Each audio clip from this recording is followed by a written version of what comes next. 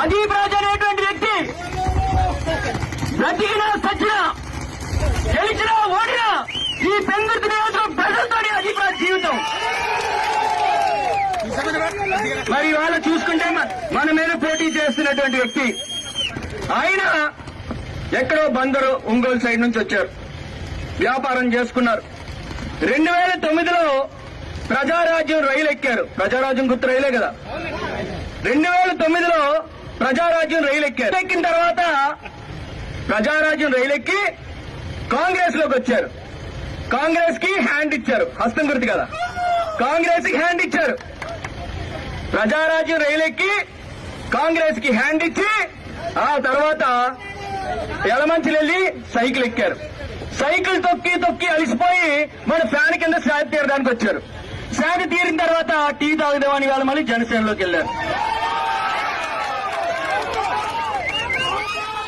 అంటే పెందుర్తి ప్రజలతోనే అవసరాలు తీరిపోతాయి. ఎలమంచిలో తీరిపోతే మళ్ళీ విశాఖపట్నం